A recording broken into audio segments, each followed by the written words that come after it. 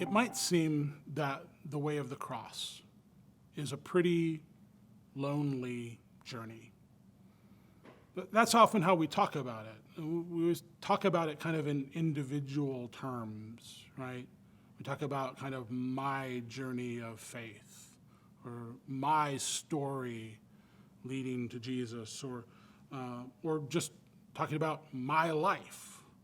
And we always use that pronoun there, my, in terms of it's my, individual, specifically. And if I just keep saying that again and again and again, it's always my, mine, then it could be the way of the cross. This discipleship, life with Jesus, could be very lonely. It could be very isolating.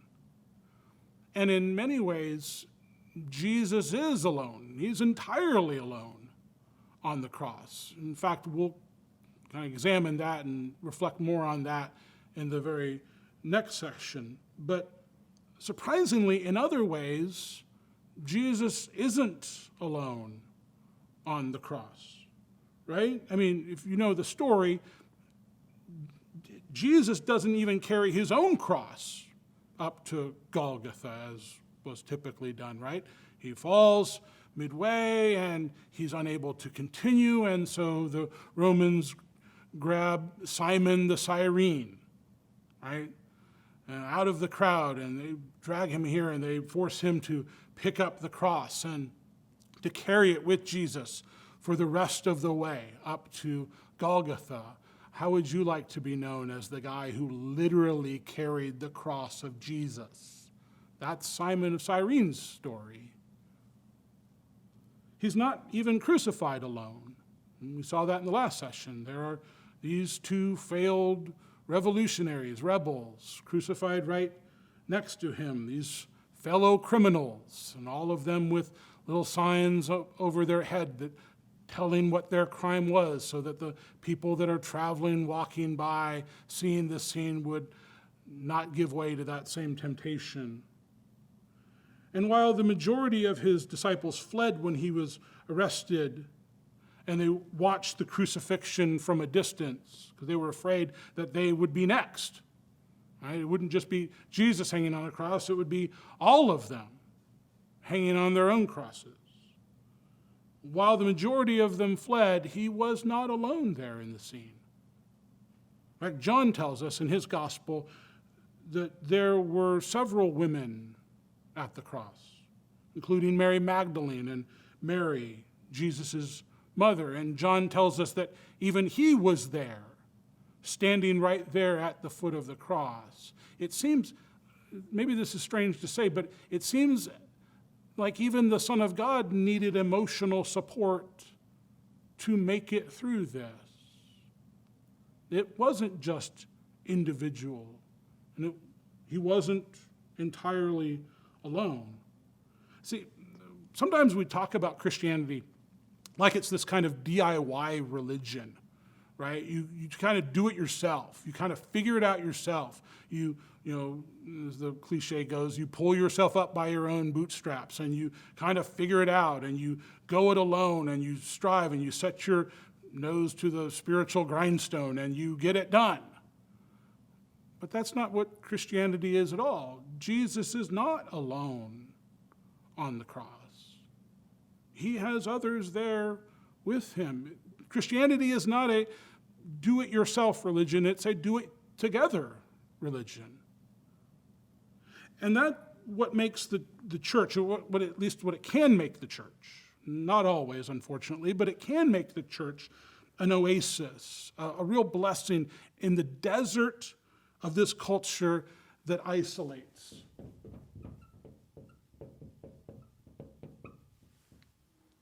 And we live in isolation from each other. We talked about our technology, cable news, and social media in the last session. Our technology in so many ways traps us in a cocoon of our own making, right? We become friends with people that we don't really know. And we follow people that we may not even particularly like. And yet we kind of surround ourselves with this sort of echo chamber of voices that are all saying kind of the same thing. And it ends up actually feeling very isolated. Let me be transparent with you. I wrote this lesson, I wrote most of these lessons, sitting in a coffee shop. And I do most of my writing there. And because I like seeing all the activity around me. I like the energy of a coffee shop, people coming in and going and ordering, getting their drinks and going and all of that. And I've got my earbuds in and I'm listening to my music and I'm staring at the screen of my laptop. And I'm writing this part of the lesson here. And I look around at all of the people around me, and there are all these tables meant for 4 people who, like me, there's just one person at the table, earbuds in, staring at a computer screen. And I kind of convicted myself in that moment, honestly, to say, oh, what are we doing here? How are we, my music, my screen, what I'm doing, isolating myself from the people around me? In the midst of this isolating world, what kind of relationships can God's people encourage? We talked about reconciliation, how we've been reconciled to God through the cross. But that reconciliation extends to others as well. What kind of reconciled relationships can God's people encourage? What kind of relationships can we create in this world that isolates us from each other? Jesus, from the cross, this is the third word, speaks to his mother and says, "Woman, here is your son," kind of indicating John, his disciple. And then he looks to John and he says, "Here is your mother," indicating Mary. And John tells us, he's the one writing this story, he tells us that from that time on, Mary came into his home and he treated her like his own mother. Now, maybe after all the physical suffering and torment that Jesus is going through here on the cross, and even before that, maybe his mind is going, maybe he doesn't remember that he has brothers. Jesus, you have brothers. James and Jude and perhaps others, and surely one of them can take Mary, right? Jesus is the oldest son in the home. We assume Joseph has passed away, and so it's Jesus' job as the oldest son to care for his mother. But once he dies, surely the next oldest son can take Mary. That makes sense. But Jesus apparently doesn't want that. He's got another plan in mind for his mother. One of the most uncomfortable things about Jesus for us, especially those of us who church in America, is that Jesus occasionally says some uncomfortable things about families, right? And he constantly kind of messes with families. Consistently says some odd things from time to time. There was that time that Mary and Jesus' brothers had come to him. He was going around preaching how he was the Messiah and performing miracles. And they were coming to him to kind of talk some sense to him. And Jesus says, my true mother and my true brothers are those who do God's will. Who are these people then? Well, but my true mother and my true brothers are those who do God's will. There was that time when Jesus said, if anyone would follow him, they would have to hate their father and mother. And we think, well, surely Jesus is exaggerating here, right? I mean, surely it cannot possibly mean that, right? Maybe he means that we're supposed to love him so much that it just seems like we hate everybody else by comparison. That's kind of what Jesus means, right? No, that's not what he meant. He meant that they would have to hate their father and mother. Remember who Jesus is talking to at this moment. He's speaking to people who would, in order to follow him, become Christians, would have to turn their back on their family, turn their back on their inheritance, turn their back on their future, turn their back on their security, turn their back on their identity in order to follow him. And there have been a lot of families that have been affected negatively, families that have been broken because one person became a Christian. That's the story of several of my students at Ozark Christian College, in fact. I have several stories from students over the years who've told me that their parents would have paid their tuition to any other school as long as they didn't go to that Bible college. But they weren't going to pay one dime for tuition there, for ministry. And they came anyway, and they sacrificed. And there is an issue, and there is some estrangement in the family because this student is following what he or she thinks is the will of God for their life. And that's kind of sort of this uncomfortable thing that we think about Jesus, but that's what he's doing here. And so for all those in the world who are isolated, for all those in the world who are lonely, what Jesus is doing is he's messing up families and he's putting different people together. And for all those who are isolated, for all those who are lonely,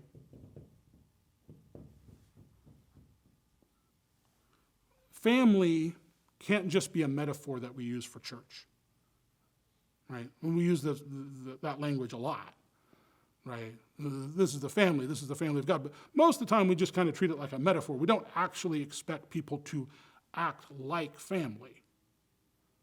Come over anytime, eat whatever's in the fridge, stay up as long. No, we don't really expect people to act like that. If somebody from your church came over and just sort of camped out in your living room and ate what was ever in your fridge, you'd think that was a little strange. Because for most of us, family is just a metaphor. We don't actually expect people to behave that way. But when the Bible talks about the people of God, that's the language it uses. Paul says this in 1 Timothy chapter 5, verses 1 and 2. He says, "Do not rebuke an older man harshly, but exhort him as if he were your father. Treat younger men as brothers, older women as mothers, and younger women as sisters, with absolute purity." Paul says here, treat each other as if you are family, because that's what you are. And Jesus from the cross tells John, our relationship is no longer teacher-student, master-disciple, but we're now brothers because we share a mother. And the church needs to encourage these kinds of relationships where we actually see each other as family members, because that's what God is recreating in us, and that's the new life that we have in Christ.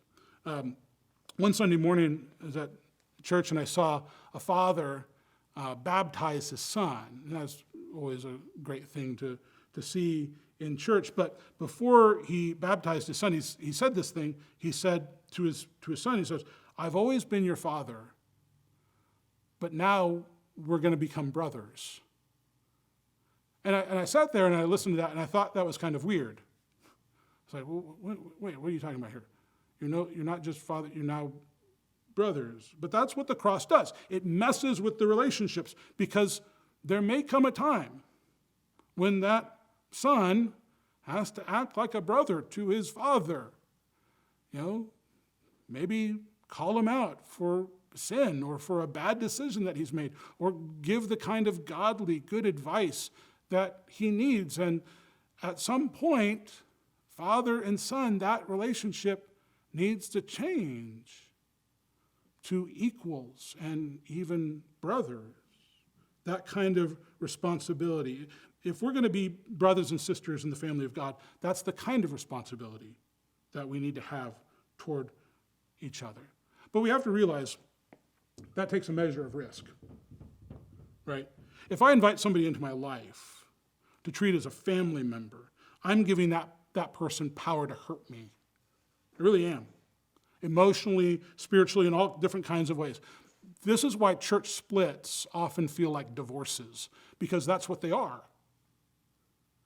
Right? To treat somebody as a family member To really treat them as a family member really means giving up some measure of control. And that's really why we isolate ourselves from each other. And that's why we feel so lonely, is because we're control freaks. We want to maintain control. We don't want to take that level of risk. That's why we isolate ourselves. That's why we sit in coffee shops with our earbuds on, staring at computer screens. Okay? So here's the assignment for this session. Okay? Take a risk in a relationship. And here's how to do that. Show hospitality. Give up control over your home and your stuff by inviting someone to come in and share them.